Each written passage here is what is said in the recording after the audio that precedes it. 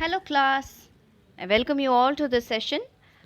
In this session, we have to discuss from placement and orientation. So, we would just discuss what we have already seen and before going to what we have to discuss today so that you can get a better overall view. Okay, so we have discussed these points.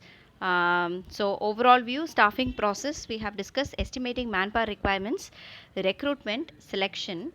In today's class, we will be discussing about placement and orientation, training and development, performance appraisal, and promotion and career planning and compensation. Okay, so we will be discussing about all these aspects. So moving forward, we know what is manpower requirements. We had discussed what is workload analysis, workforce analysis, recruitment. We had the process of recruitment. We have the selection process. Under that selection process, we have what are the series of selection process that we had to discuss. What are the types of selection tests we have done. All these things done and selection process. You have these steps. So last video we completed all these points. Am I right? So this class we will be discussing placement and orientation.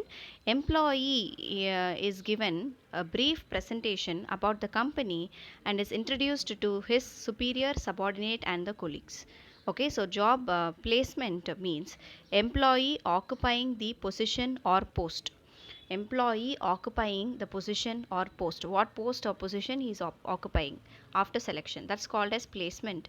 What is employee orientation? Introducing the selected employees to the organization and other employees. So basically it is educating the employee about the organization structure. So you can see one person educating the new employees and explaining about certain things. Okay, so this is about placement and orientation. It is a brief presentation about the company and it's introducing about the superior and subordinate and the colleagues. The next is the training and development. You can see that because of training there are some idea, coaching, solution, learn, direction, knowledge about all these things. Training and development is an important process after selection in the staffing process, because training is a process by which the attitude, skills, and ability of the employees to perform specific job increases. See, you cannot be stagnant in anything you do. You cannot be stagnant. You have to improve yourself. You have to be better in what you do. So eventually when you become working for a very long time, there should be training, and it's not only for the initial stages but also for the career growth. So you need to be training, you need to undergo training, and also you need to develop yourself in terms of your skills, in terms of your qualification. So development is essential. What is development? Development is learning, an opportunity designed to help employees grow. So how you grow, how you climb up that career ladder, that is influenced by this training and development. The next point is performance appraisal. It means evaluating an employee's current and or past performance as against predetermined standards. So you can see that you have performance appraisal, a person going up and up, advantage, motivation, competition, scrutiny of employees, statistical information, and development of employees. So you have this, why this performance appraisal is being done. It's to motivate the employees, to make employees competitive, to have a check on an employee, to get statistical information, and to develop the employees. The overall objective is to develop the employees basically. So performance appraisal is a process of defining the job, appraising the performance, and providing feedback. This last step is very important. You do performance appraisal, you keep it with yourself, there's no point. You need to communicate to the employees about their performances, what they are lacking in, what they have performed well, is there any improvement that they need to do. You need to communicate to them. So once that communication is done, the employee will be able to tackle the situation better, will be able to know his flaws so that he can correct it. So having knowledge about what is lacking is very important in order to correct someone. So this is about performance appraisal. So there are a lot of so what is performance appraisal? You have a standard in the organization, making sure your employees are up to the standard. Okay, and then staffing process, the seventh process is promotion and career planning. So what is promotion and career planning? See, every employee should have a promotion that's shown in front of him or her to make herself or himself to be competitive in the organization. So, promotion is shifting an employee to a higher position carrying higher responsibility, facilities, status, and pay. So, it's obviously high. Okay, you are getting promoted, it's a good news. What is career planning? Career planning is to plan the way to climb up the organizational hierarchy. So, career planning will, take time. Definitely, it because of education, it can be motivation, it can be success, it can be career ladder, define goals, strengths and weakness. You have qualification and checklist that needs to be served. So these are the career planning that you need to go about doing. You need to be motivated, you need to be successful, you need to be having that career ladder plan, goal oriented. All these things are very important. Getting yourself qualified. So career planning is to plan the way to climb up the organizational hierarchy. In 10 years down the line, what will you be? In 5 years down the line, what your career will be? So these things are important.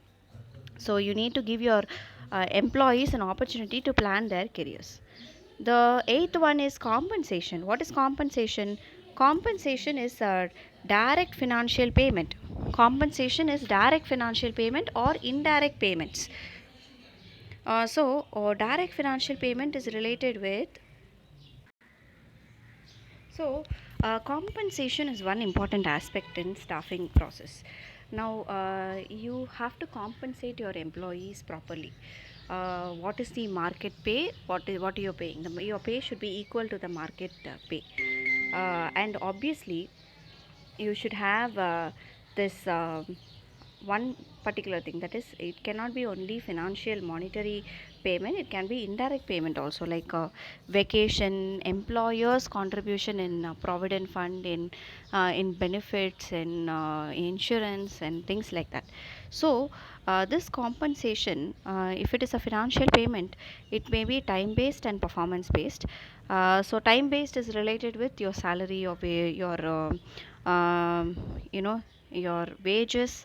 It can be time based, that is monthly you will be getting the salary, but some part of the pay can be a performance based pay.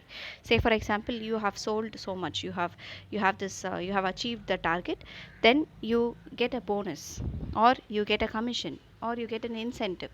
So these are called as what? These are called as time based and performance based pay. So time based is basically salary, performance based pay is commission, incentives and bonus. The next thing that you need to understand is the types of compensation. What are the types of compensation? You have the base pay, commission, overtime, wages. See, these are the types of compensation that you need to pay attention. Base pay is the basic pay. Commission is the performance based commission, or commission attached to the basic pay. Then overtime wages. If you're working overtime, the employer has to pay you extra, that is double the wages. Then tip income, that is sometimes you get a tip income if you're performing well. Then bonus pay. Then recognition or merit pay, that is you have done exceptionally well, that you get a recognition or merit pay. You have medical benefits, you have other insurance benefit, or you may have stock option schemes. Some employees, there is something called as employee stock option schemes, where the company will first offer its shares to the employees. Once employees purchase, it gives a certain number of shares to the employees, either at a free of cost or at a discounted price.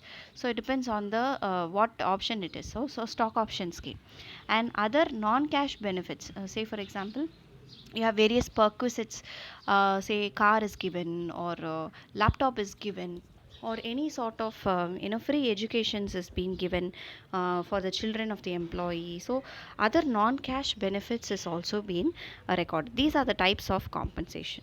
Okay, so the process of staffing includes, to conclude, the process of staffing includes acquisition, retention, development, performance appraisal, promotion, compensation, to the most important resource, that is the human capital.